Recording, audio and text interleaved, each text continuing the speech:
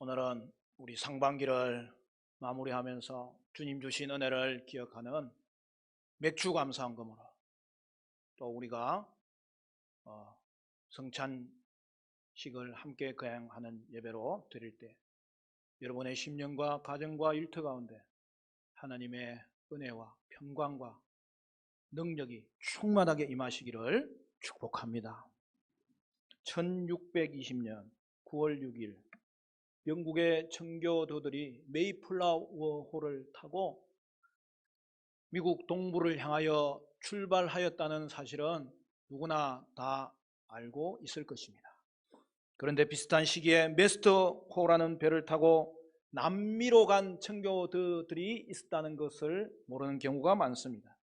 그들은 모두 영국의 신앙인들이었고 교회에 열심히 출석하는 사람들이었고 신앙의 자유가 필요한 자들이었습니다. 그러나 남미로 떠나간 메스터호를 탄 사람들과 북미로 떠난 메이플라워호를 탄 사람들의 차이가 하나 있었습니다. 그것은 바로 동기의 차이였습니다. 남미로 간 사람들에게 신앙적인 동기가 없었던 것은 아니지만 가장 큰 동기는 골드, 황금에 있었습니다.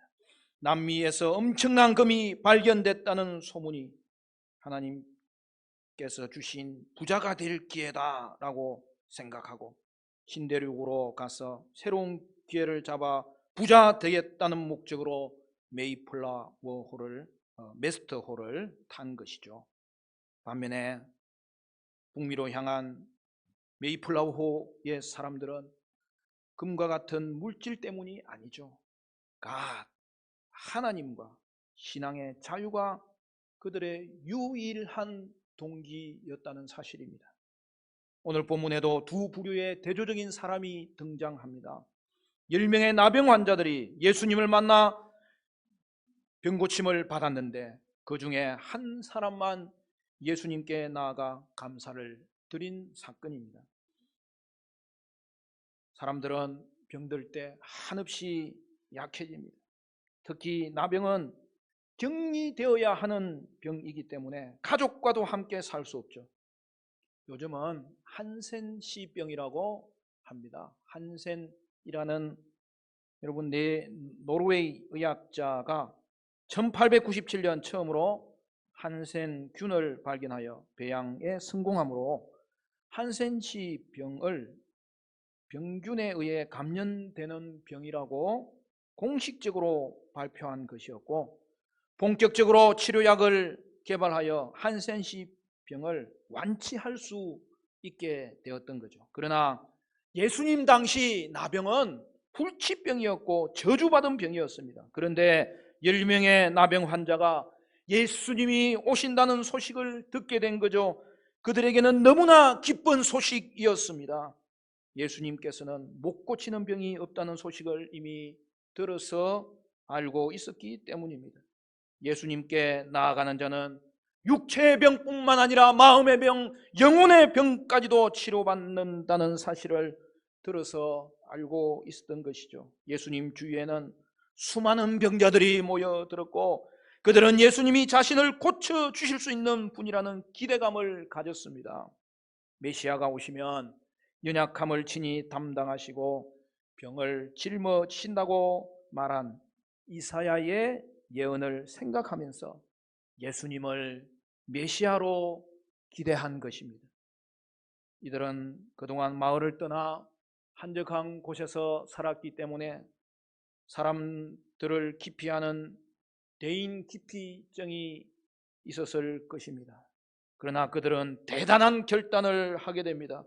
사람들에게 가까이 가서 돌에 맞는 한이 있더라도 예수님을 위해서, 그를 만나기 위해서 용기를 내었던 것입니다. 세상의 대통령이나 높은 지위에 있는 사람들은 용기를 내서 찾아가도 만나기가 어렵지만 우리 예수님은 누구나 만날 수 있는 거죠. 주님께 나가기만 하면 누구나 만나 주십니다. 삭개오 같은 모든 사람으로부터 비난을 받는 자들이라도 주님께서는 만나 주셨습니다. 더 나아가 예수님은 삭개오의 집에 묵으셨습니다. 우리가 예수님을 만나기 원하면 누구나 만날 수 있습니다. 오늘도 우리 주님은 나병 환자와 같은 용기를 가진 자들을 찾고 계십니다. 주님께 나아가는 것을 막는 그 어떤 외부적인 방해도 극복할 수 있습니다. 가장 큰 방해는 바로 자기 자신입니다. 자신 속에 있는 두려움과 염려만 극복한다면 주님을 만나는데 그 어떤 방해물도 존재하지 않습니다. 당시 나병에 걸린 사람들은 일반인들과 접촉할 수 없었습니다. 이들은 예수님을 만날 자격이 없는 사람들이었습니다. 그럼에도 우리 예수님은 이들을 만나 주십니다. 이 사람들은 예수님을 만날 자격과 조건을 전혀 갖추지 못했지만 예수님은 이들을 적극적으로 맞이해 주신 것입니다. 여러분, 이것이 믿음의 법칙이고 하나님 나라의 법칙인 거죠. 예수님께 나아가 믿기만 하면 누구든지 구원 얻도록 은혜를 베풀어 주신다는 사실이죠.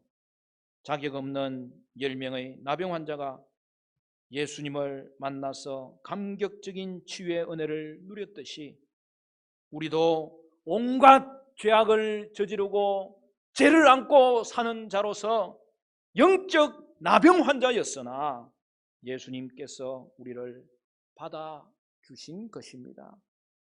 에베소서 2장 8절 9절은 이렇게 말씀합니다. 너희는 그 은혜에 의하여 믿음으로 말미암아 구원을 받았으니 이것은 너희에게서 난 것이 아니요 하나님의 선물이라. 행위에서 난 것이 아니니 이는 누구든지 자랑하지 못하게 함이라. 10명의 나병 환자는 예수님께 나아갔고 엄청난 은혜를 받았습니다. 또한 10명의 나병 환자들이 주님께 마음을 열 수 있었던 것은 먼저 그들 자신이 불쌍히 여김을 받아야 되는 존재임을 인식한 거죠. 그들에게 부끄러움이나 체면이라는 것은 존재하지 않았습니다. 오직 주님의 긍휼하심만이 필요했던 것입니다. 그들은 예수님을 향하여 외쳤습니다. 13절을 보면 소리 높여 이르되 예수 선생님이여 우리를 불쌍히 여기소서 하거늘. 여러분, 그 이후에 어떤 일이 일어났습니까?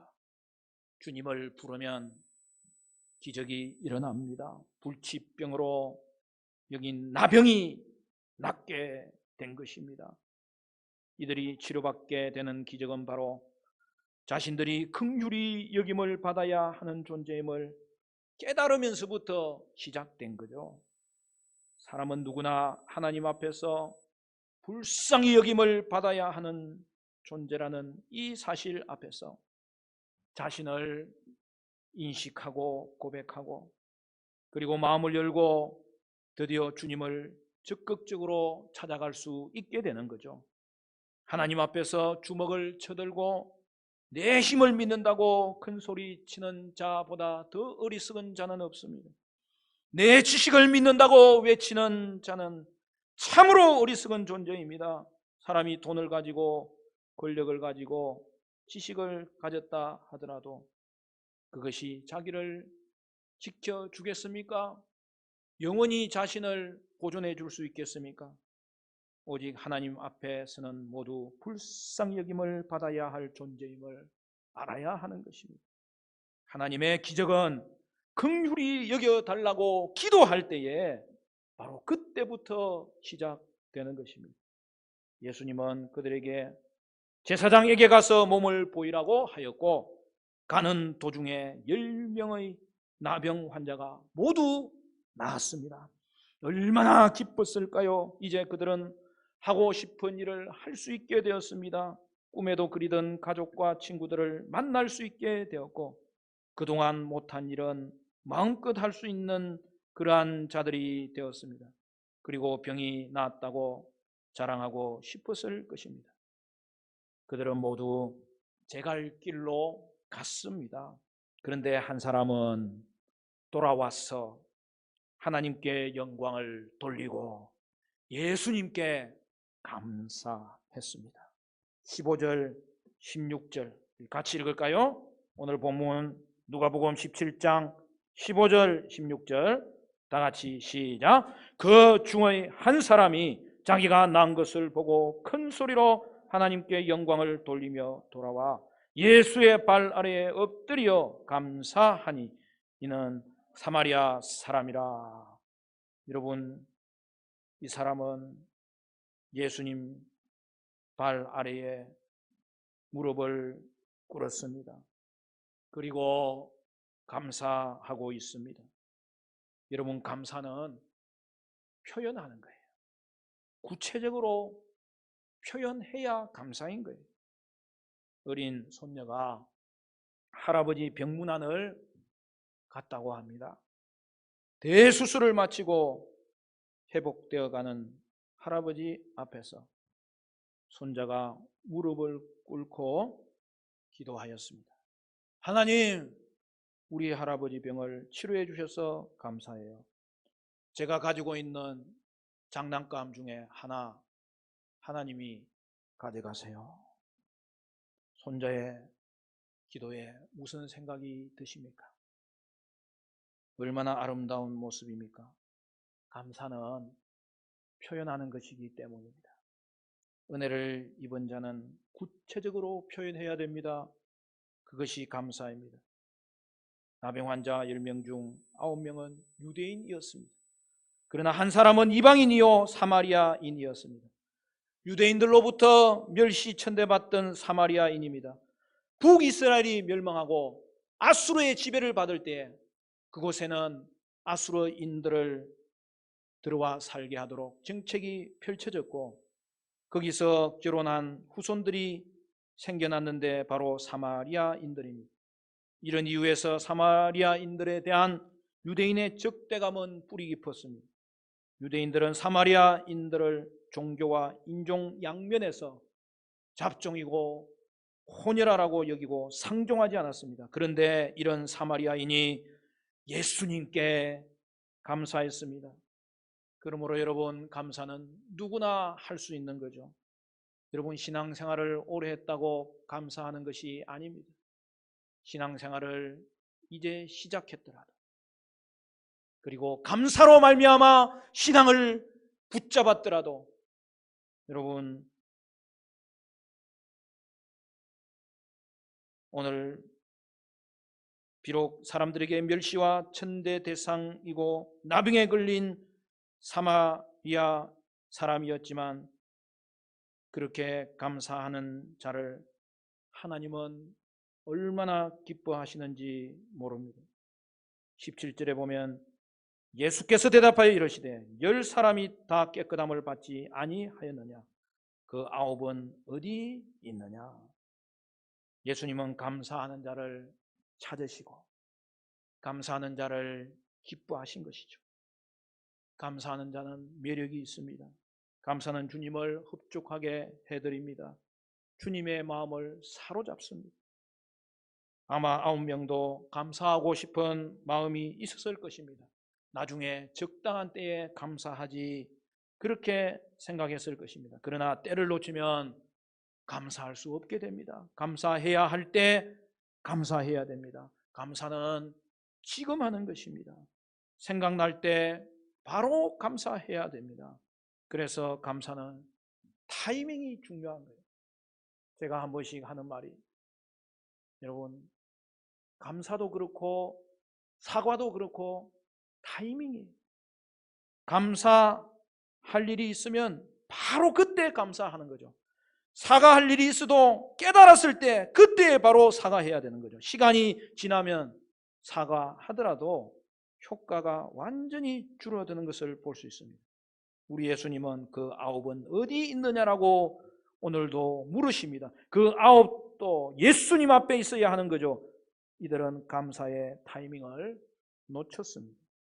여러분, 사람의 마음처럼 변하기 쉬운 것이 어디 있겠습니까? 오늘은 감사해야 되겠다고 생각하지만 하루라도 이틀이라도 지나면 그 마음과 같지 않고 강도가 식어지는 경우가 대부분입니다. 그러므로 감사의 타이밍을 놓치지 않도록 해야 합니다. 감사는 가장 먼저 해야 될 일입니다. 나병 환자들이 치료받은 가치는 그 무엇보다도 비교가 되지 않기에 감사보다 더 중요한 일은 없는 것입니다.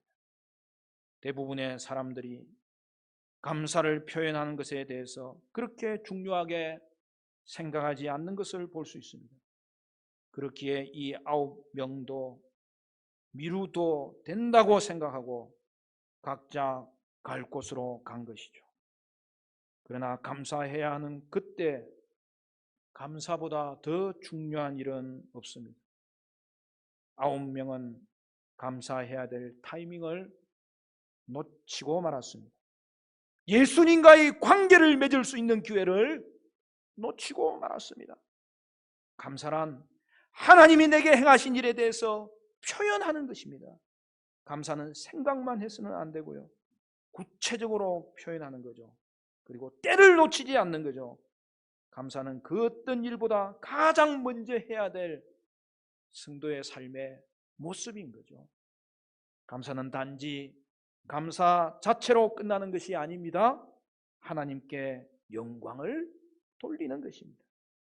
오늘 18절에 보면 이 이방인 외에는 하나님께 영광을 돌리러 돌아온 자가 없느냐 하시고, 여러분, 하나님은 감사하지 않는 자에 대해서 안타까워 하시며 감사하는 자를 찾고 계시고 그들을 보면 너무나 기뻐하시는 거죠. 감사하는 자가 하나님께 영광을 돌리게 됩니다. 시편 50편 23절은 이렇게 말합니다. 감사로 제사를 드리는 자가 나를 영화롭게 하나니 그의 행위를 옳게 하는 자에게 내가 하나님의 구원을 보이리라. 감사하는 자가 참된 성도죠. 마틴 루터는 이런 말을 했습니다. 기독교인과 비기독교인을 구별하는 결정적인 기준은 감사할 줄 아느냐 모르느냐에 있다. 그런데 여러분, 하나님은 단지 감사할 일만 감사하라고 하신 것이 아니죠. 감사할 수 없는 일까지도 감사하라고 하셨습니다. 그것이 하나님의 뜻인 거죠. 모든 일이 감사 제목이라고 하신 것이죠. 모든 일에 감사하는 자는 하나님의 뜻에 순종하는 것이 된다고 하신 것입니다. 우리가 잘 아는 데살로니가전서 5장 18절 말씀, 범사에 감사하라. 이것이 그리스도 예수 안에서 너희를 향하신 하나님의 뜻이니라. 살다 보면 감사할 일도 있지만 감사할 수 없는 일도 얼마나 많습니까? 오히려 원망하고 불평할 일도 더 많은 경우가 있습니다. 그런데 원망하고 불평할 문제까지 감사하라고 하십니다. 어떤 경우든 감사하는 것이 하나님의 뜻인 거죠. 두 사람이 먼 곳에서 늘 물을 길러 다녔습니다. 그날도 두 사람이 물을 길러 나와서 대화를 합니다. 한 사람은 불평을 털어놓습니다. 매일 물을 길어도 끝이 없어요. 매일 물을 길러 나오기 때문에 재미가 없습니다. 또 다른 한 사람은 나는 내가 깃는 물로 많은 사람이 마신다고 생각하니 정말 감사합니다. 여러분, 감사하는 자는 즐겁게 삽니다. 그러나 감사가 없으면 내면의 기쁨이 순식간에 메말라 가는 것을 경험합니다. 모든 일에 흥미를 잃게 됩니다. 여러분, 데살로니가 전서 5장 18절은 16절부터 이어지는 말씀이라는 것을 아시지 않습니까? 16절부터는 뭐라고 되어 있죠? 항상 기뻐하라. 쉬지 말고 기도하라. 범사에 감사하라. 이 말은 무슨 말이냐면, 여러분, 이 기쁨과 기도와 이 감사는 성도의 삶의 이 본질이라는 건데, 여러분, 그것이 다 연결되어 있다는 거예요. 여러분, 우리가 감사할 수 있는 이유가 뭐예요? 기도할 수 있기 때문에 그래요. 어떤 상황이라도 우리가 기도할 때에 여러분 감사를 깨달을 수 있게 되기 때문이죠. 그리고 우리가 감사할 때 우리의 내면에는 기쁨이 회복되는 거죠. 그래서 여러분 감사하는 그의 삶에는 늘 기쁨이 따르는 거죠. 그리고 기뻐하는 자는 하나님을 기뻐하는 예배의 삶을 살게 되고 하나님을 기뻐하는 기도의 삶을 살게 되는 거죠. 그래서 여러분 오늘도 범사에 감사할 수 있기를 간절히 바랍니다. 그로 인하여 여러분의 삶이, 저의 삶이, 우리 자녀들의 삶이, 자자손손의 삶이 샘솟는 기쁨이 생기고 풍성한 기도 생활을 누릴 수 있는 은혜가 펼쳐지시기를 간절히 바랍니다. 여러분 범사에 감사하며 사는 것은 삶의 윤활유를 치며 달려가는 것이고 하나님을 신뢰하면서 달려가는 것이에요. 과거에 일어난 일과 앞으로 있을 일까지도 하나님께 맡겨드리고 전적으로 하나님을 신뢰 드리는 거예요. 요셉을 봅시다. 요셉은 형제들에게 팔려서 애국으로 건너가 종이 되었고 보디발의 집에서도 잘 나가다가 가정 총무의 일을 하는 가운데 보디발의 아내의 유혹을 거부했다는 것 때문에 강간 미수범으로 감옥에 갇혔습니다. 그런데 요셉의 삶을 주의 말씀을 통하여 확인할 때마다 놀라운 사실이라. 요셉의 생애에는 한 번도 원망과 불평의 모습이 없어요. 오히려 하나님께 그는 감사하며 살았던 것입니다. 하나님이 모든 일을 주관하심으로 내 삶은 하나님이 인도하신다.